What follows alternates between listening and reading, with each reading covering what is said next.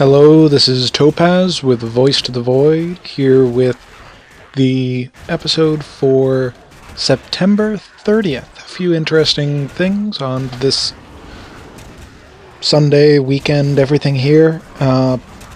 Microsoft is giving a Halo 4 Warrior outfit to people who watch 3 of the 4 national debates on the Xbox 360. It's very interesting to see basically the political activism provided by the service, and you get something free for basically being politically active and watching it on theirs. It makes you interested to see why they're trying to get you to be watching these on this service as opposed to any of the other publicly owned services. Could be earnings, maybe there'll be ads or something like that, but it's a very interesting thing, combining politics with, video games. In other news, the PSP Comic Store will be shutting down. This is after new content was cut last year, but it is a question with the PSP on how much service is going to be continued on it. I remember previous PSPs not necessarily having the games available or other things after the next generation came forth, and having to repurchase these different games every single generation became a bit of a pain because it was more rapidly changing as opposed to the Nintendo DS and other systems like that, as well as promises of upgrades on the next system that you would get to keep or get downloadable copies was always an issue. So seeing them shut down their comic store on the PSP is kind of an interesting transition. Whether it's telling or not, I'm not quite sure at this point. Indiegogo just got almost $1.4 million for a Tesla museum.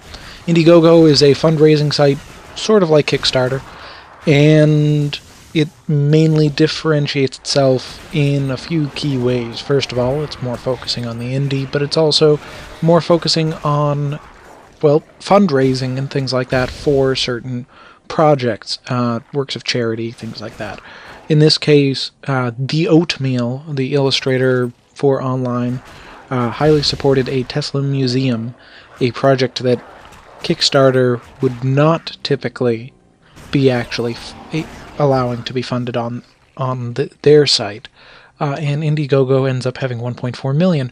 This is interesting for games because it means that this is another place where games, maybe positive community games or changes, could actually be released. Ones that are going to be more for a target audience that is not the people putting money into the game. It's not necessarily for the sole use of those individuals. It's not a product, but it's a benefit to the community.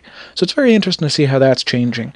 Facebook also has been talking on VentureBeat about how it wants to be moving into the social gaming platform space for web and mobile. This is a very interesting change because Zynga was actually going into that exact same outlet, mostly focusing on web. However, Facebook has had a history now, and it's stock prices have been showing that it has been struggling to hold on a lot of the different social media, bringing in new individuals to try and claim these new locations when they're having a hard time monetizing and holding on to their current services. I'm not sure this is a good move because you're putting in a lot of investment and you're trying to compete with a lot of people who you do not have a major advantage to other than your existing user base, which, converting to mobile now that iOS has opened up further to Facebook, may be more useful, but it's still going to be hard on the closed system, as well as bridging the gap between mobile and web is going to be difficult. They cite a lot of people who currently are users on both, but that does not indicate that future users and convenience will go. But it would be a great move for them to be able to take over this mobile location. It would be very interesting if they can get into it and can actually change it. They promise that anybody can make it to the top of the charts for for Facebook, not just the most popular, but sometimes the most specific in it.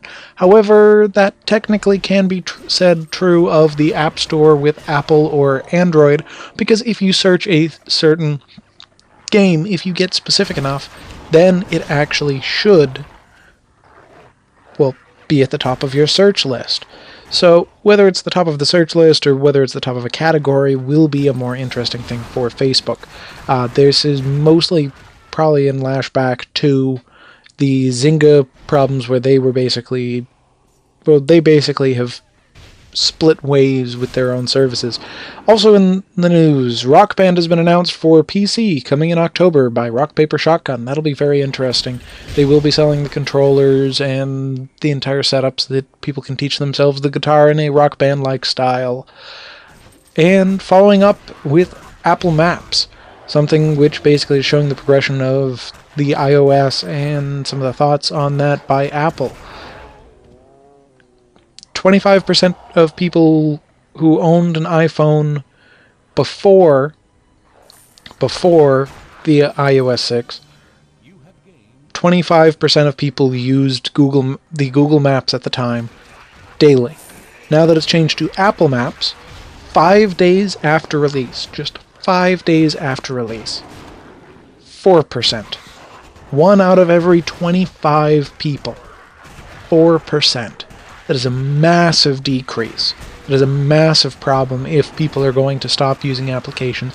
But it's a good sign that it means that people, when there is an inappropriate upgrade, that now Google, with its Google Maps service, is now downloaded and being put on people's phones and used much more frequently because it is the better service, which gives you hope for new games coming out on mobile devices and the rapid transition that some people can have to new games, and even when they have their histories saved onto the Apple thing, that they will actually give up their investment to move to another thing. However, it also is a cautionary tale in the fact that, well, people will move.